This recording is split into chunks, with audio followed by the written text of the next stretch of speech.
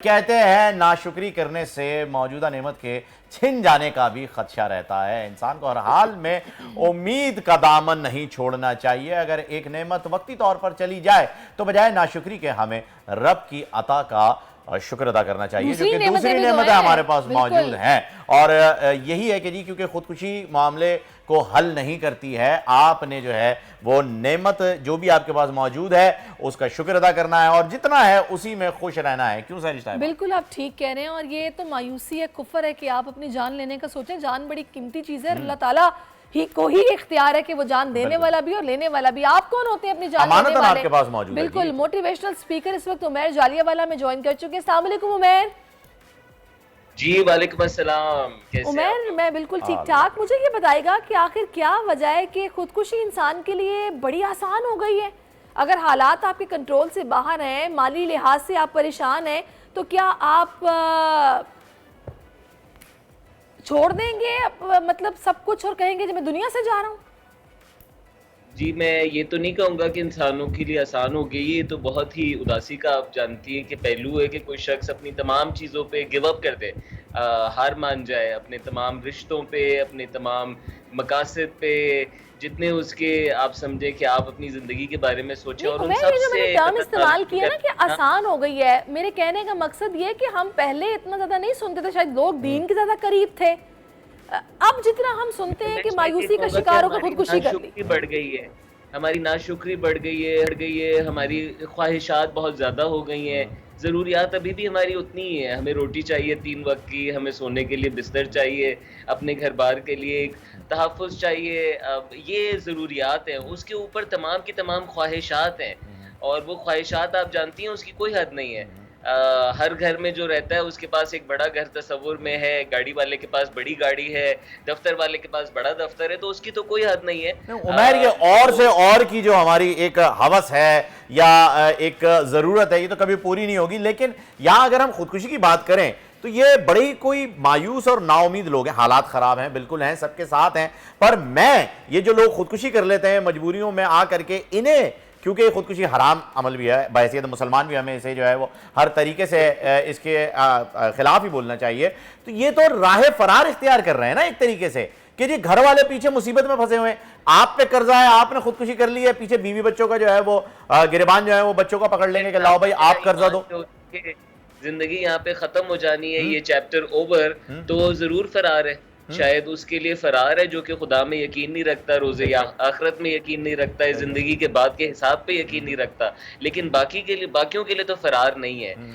देखें, ये ईमान के बिल्कुल खिलाफ कैसे है, क्योंकि ईमान मेरा कहता है कि अल्लाह ने रिस्क दिया हुआ है, अल्लाह ने रिस्क लिखा हुआ है, मैंने मेहनत करनी है, मैंने उठना है, जो उठता है वो पा लेता है, जो सोता है वो गवा देता है। ये इस तरह के अगर हम कवानीन पिक करना शुरू करें तो हम कैसे गिव अप कर सकते हैं उस जात के अंदर जो कि आप देखें सबको खिला रही है।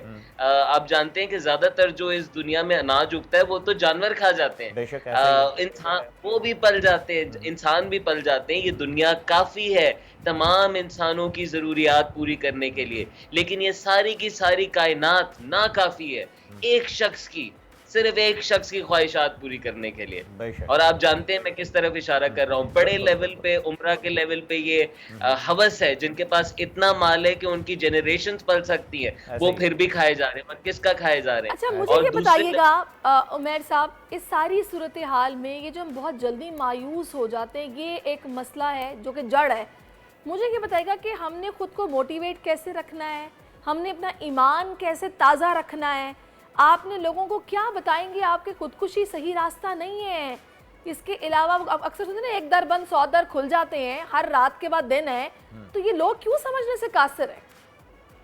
जी, मैं कुछ बातें तो ये कि जो लोग इस पहलू पे, इस नतीजे पे आ चुके हैं, सोच रहे हैं इस बारे में, आपको यकीनन किसी से बात करने की ज़रूरत है और किसी ऐसे से बात करें जो कि आपके इर्द-गिर्द ना हो। शायद आपको ऐसे से बात करने की ज़रूरत है जो कि इस पे ट्रेंड हो, जो कि आपको गाइड कर सके कि ये जो आपके अंदर चल रहा है, हर किसी के अंदर देखें जज़्बात भी हैं, थॉट्स भी हैं और कभी-कभी इंसान खुद काफ़ी नहीं होता अपने आप को मैनेज करने के लिए, तभी वो सजदा करता है अल्लाह से लेके नीचे इंसानों तक वो चाहिए और उसको सपोर्ट चाहिए। सो एक तो सपोर्ट मांगने में बिल्कुल ना घबराएं, मुश्किल हालात हमें और करीब लाते हैं और सपोर्ट सिर्फ पैसों की नहीं होती। यानी सपोर्ट ये उमैर, आपके कहने का मकसद ये है कि हमें जो है वो किसी ये दिमागी बीमारी भी हो सकती है, किसी साइकेट्रिक के पास भी हम जा सकते हैं, उनसे कोई सेशन भी ले सकते हैं। ये बताइएगा कि क्या हम बहैसियत मुसलमान, हमें तो कुरान पाक में भी यही हुक्म दिया गया है कि नाउमीदी कुफ्र है, और उसके बावजूद भी हम सबसे ज़्यादा नाउमीद कौम जो है वो तस्वुर किए जा रहे हैं।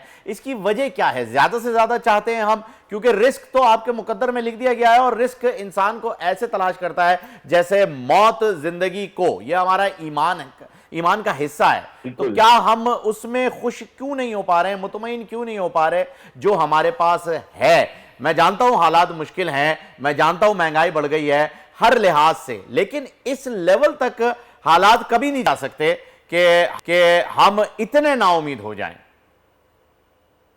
जी बिल्कुल, थोड़ी सी आपकी बात में मैं इजाफा कर दूं। रिस्क बिल्कुल तय बिल्कुल नहीं हुआ कि बस एक मरतबा लिख दिया गया तो वही है। आपकी मेरी हरकतें भी रिस्क में इजाफा करती हैं, रिस्क को कम करती हैं। हम दुआ करते हैं, अगर रिस्क बिल्कुल तय फिक्स्ड होता तो हम क्यों दुआ करते? सो रिस्क बढ़ता है हमारी दुआएं तो हरकतों मुकद्दरों से को बदल देती हैं, और दुआएं तो मुकद्दरों को बदल देती हैं। सोचिए इसमें ना, तो हजरत मूसा अलैहिस्सलाम का जो है वो एक बिल्कुल बहुत बदल मशहूर देती है और वाकया भी आपका मौजूद अपना है। मिजाज दुआओं आपके को अगर मुकद्दर हटाया को जाए बदल तो देता है। रिस्क तो आपके पास है। जी, और आप देखें कि जब आप नाशुक्रे होते हैं तो सिर्फ दीनी तौर पे नहीं, बल्कि नाशुक्रा इंसान वैसे ही ऐसा होता है जिसके साथ काम करने का दिल नहीं चाहता। एग्जैक्टली। नाशुक्रे इंसान को आप नौकरी पे नहीं रखेंगे, जिसको रखा हुआ है उसको निकालेंगे कि ये कभी कदर नहीं करता, नाशुक्री करता है। जो शुक्र करने वाले हैं वो रिवॉर्डेड लोग होते हैं, उनको लोग ज्यादा मिलते हैं, उनके साथ ज्यादा काम करते हैं। तो इसमें और अल्लाह ने भी यही देखिए कहा हुआ है कि उमैर मैं साहब, जो शुक्र करोगे तो मैं ज्यादा दूंगा बिल्कुल बेशक। और बेशक इसमें नाशुक्री कोई शक करोगे ही तो नहीं मैं है। मैं उमैर तंग साहब कर दिया आपसे एक जाएगा। बात पूछना चाह रही हूँ, मुझे ये बताइएगा, देखिए बिल्कुल आप ये तो सब बातें बता रहे हैं, ये हम सुनते भी हैं, हम समझते भी हैं, लेकिन जिस पर वो फेज़ होता है ना, वो ये चीज़ पता नहीं क्यों समझने से कासिर होता है, या वो नहीं उसको उस तरीके से एक्सेप्ट कर पा रहा होता, या उस तरह रिएक्ट नहीं कर पा रहा होता, क्योंकि वो मेंटली डिस्टर्ब होता है। मैं चाहूँगी कि आप उसको ये बताइएगा कि वो अपने इस मेंटल स्टेट को कैसे नॉर्मल रख सकता है, वो प्रेजेंट मोमेंट में कैसे जिए, वो मेडिटेशन करे, वो कैसे खुद को पॉजिटिव रखे, उसके लिए उसको डेली रूटीन लाइफ में क्या करना है, इस सिचुएशन में खुद को कैसे कंट्रोल करना है, इमोशंस को कैसे संभालना है, ये बताइए। जी, बिल्कुल, बहुत अहम सवाल है और मैं इसी की तरफ आना चाह रहा था कि देखिए कुछ रूटीन्स हैं जो कि हम करना छोड़ देते हैं ऐसे हालात में। ये स्टेट ऑफ माइंड है ना, जब उमैर अच्छा नहीं सोच रहा, सब चीज़ बुरी है तो मैं खाना नहीं अच्छा खाता, मैं सोता अच्छा नहीं हूँ, मेरी जो बातें होती हैं वो ज़्यादातर टॉक्सिक हो जाती हैं, तो इसका रिवर्स करते हैं। कुछ लोग मैंने अपनी शदीद नींद नेगेटिव पूरी होते करनी हैं। है। राइट, मैंने नेगेटिव हो जाते हैं, राइट? तो उनको क्या करने की ज़रूरत है? एक तो आप अपनी नींद बिल्कुल पूरी करें, आप अपना खाना ना छोड़ें, स्ट्रेस का डायरेक्ट और इस तरह के हालात में बहुत सारे लोग खाना या तो बिल्कुल छोड़ देते हैं या बहुत ज़्यादा खाते हैं। मैं तो टेंशन में अपने ज़्यादा खाने खाती को हूँ।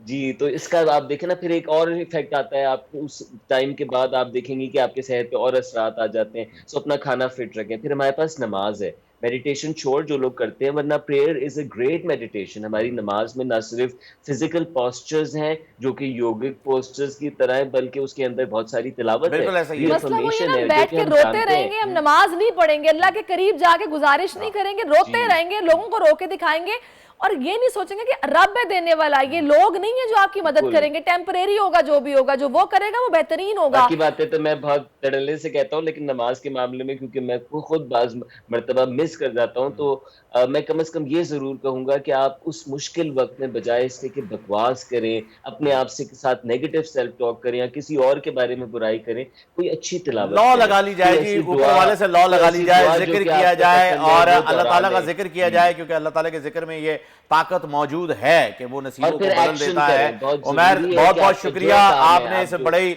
अहम मौजू के ऊपर जो कौम में फैला हुआ है, एक नाउमीदी का उनसर है, उस पर आपने बड़ी अच्छी काउंसलिंग अच्छा, की वैसे है। मैं एक बात छोटी सी कहना चाहती जी कहिए। हूँ, मैं आपको एक मशवरा देती हूँ, दीजिए। गो कि मैं कोई मोटिवेशनल स्पीकर ऐसा नहीं हूँ, या हाँ। फिर मैं कोई ऐसा कोई स्कॉलर भी नहीं हूँ, लेकिन जब कभी टेंशन हो ना, थोड़ी देर के लिए अल्लाह पे सारे मामला छोड़ के ना रिलैक्स हो जाया करें, और जो चीज़ आपका दिल चाहे ना खाने को या म्यूजिक सुनने को, वो सुना करें, खाया करें, सब सेट हो जाए। बस जी, मैं ये देखिए, ये आपके ईमान का हिस्सा है। अगर आपका ईमान है तो यकीनन अल्लाह ऐसे ही पे होगा। छोड़ दें। और आप तो खैर टेंशन में ज्यादा खा लेती हैं, मतलब इसे देख के ऐसा लग रहा है कि आप अभी भी टेंशन में ही हैं।